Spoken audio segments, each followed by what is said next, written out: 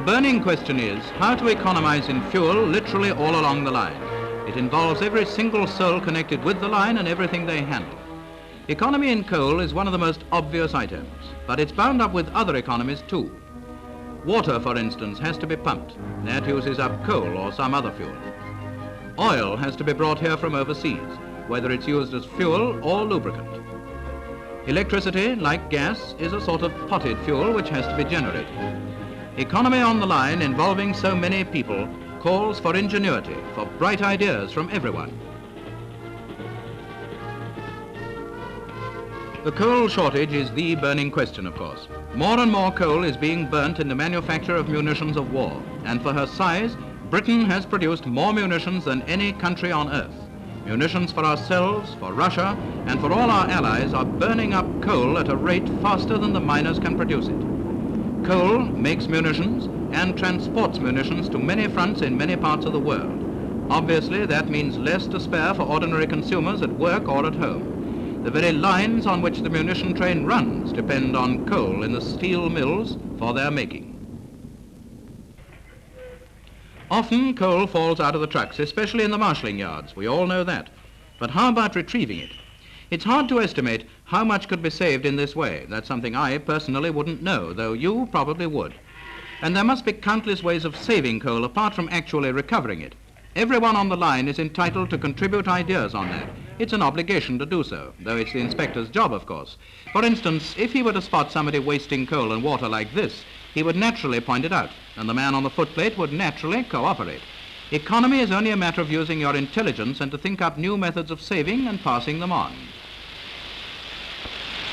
Hey, fireman, what about this blowing off? Sorry, but I was doing something else and didn't think she'd come over so quickly. Yes, I know, but I want you to realise the waste of coal and water that occurs due to engines blowing off must be strictly avoided. There's plenty of room for more water to keep her quiet. Righto, I'll see you don't catch me again.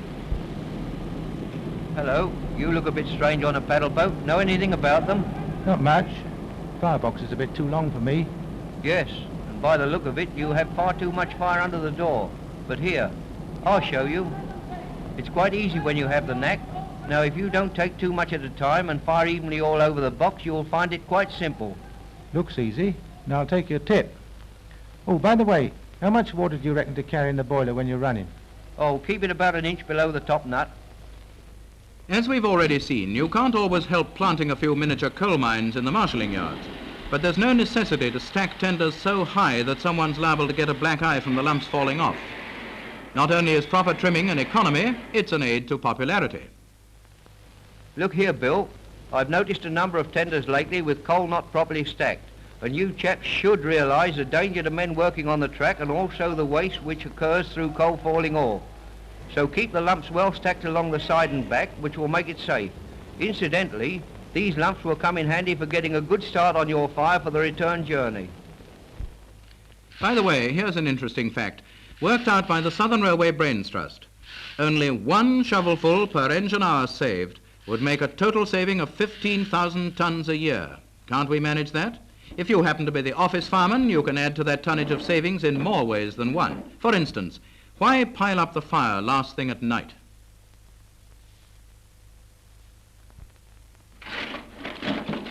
Back to the line again after the run. It's as well to remember that bowler hat misses nothing. Here's another place where that 15,000 tons saved can be added to by always separating coal from clinker. Always separate coal from clinker. Even the missus does that. And she keeps her eye on the gas as well. Here, what about this gas, George? Well, I can't help it. But it's wasting. Well, I've got to get away. Yes, but you might have turned it off. It's your job. Yes, but the bills are yours, and we must save gas. Yes, and the mess room kettle needs watching too. Look at this kettle boiling away, and this other ring burning as well. Well, I never turned the bloody thing on. But it's your business to turn it off if it's not being used. It isn't only inspectors who have ideas on economy. It's a part of everybody's war service to produce useful ideas. Here, a fireman has had a brainwave, and he's taken the trouble to come along and turn it in. It's not a case of any questions, so much as any suggestions. Don't let modesty affect your war effort. If you have any ideas, pass them on. They will certainly be given every consideration. Oil, of course, is not always used as a fuel. Perfectly true. It may be used as a fuel or a lubricant. It has been said that the ability to prosecute a modern war is absolutely dependent on oil. And you won't forget that these boys were dependent on it in the days of the Battle of Britain, when we in turn depended on them. It's still true today. Oil must be used with the strictest economy so that the highest possible amount of that imported at such grave risk may find its way to the armed forces.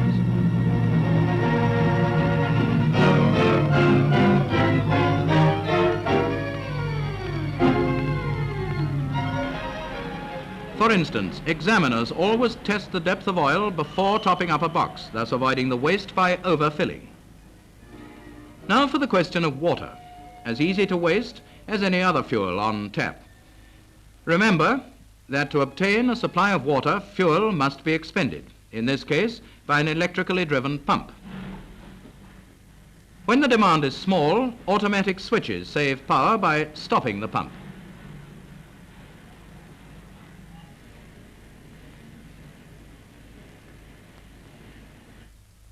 But losses due to many leaky fittings and taps, which may only require that extra turn to stop the leak, have to be made good, and consequently the pump works overtime.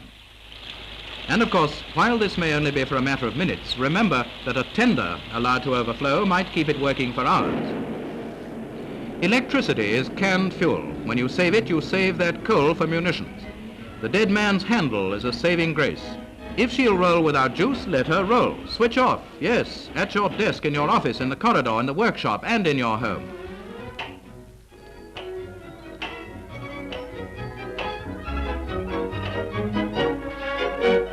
For instance, in the office, it's not a bad idea to find out why lights are on in daytime, if indeed they are. All sorts of ridiculous, thoughtless obstacles to economy keep cropping up. They can be removed. It's a safe bet that in 9 cases out of 10, some minor adjustment of curtains or furniture in the office will remove the need for electric light in daytime. It's really only a matter of noticing and then using common sense. But the urgency of the need for economy should be in everyone's mind all the time. The fuel consumption at the main headquarters of the Southern Railway Executive Staff is shown by means of a graph. This indicates the consumption of electricity, represented by the upper line, and gas by the lower line, during the latter half of 1941. Naturally, there is a rise as winter progresses. But now compare this with the diagram of the corresponding period of 1942. Now we can see how the combined efforts of the staff is leaving its mark, a steady saving of 30% all along the line. No doubt others can show the same, but just have a check-up, will you? Electricity, coal, gas, oil, and water. The more we save, the quicker the war will be won. Fuel saving by the Southern and everybody on it, at work and at home, will be a really big addition to the effort now being made by the Ministry of Fuel and Power. Economy now is essential if we're to pass quickly on to a brighter future. And now I will introduce to you Commander Stephen King Hall, MP, who is in charge of the National Fuel Economy Campaign and has something to say to you. I'm talking to you without notes, or extempore, as they used to say in the Navy. So if I make a mistake, you'll have to forgive me. And if I'm looking like death, well, it simply means I haven't got any makeup on.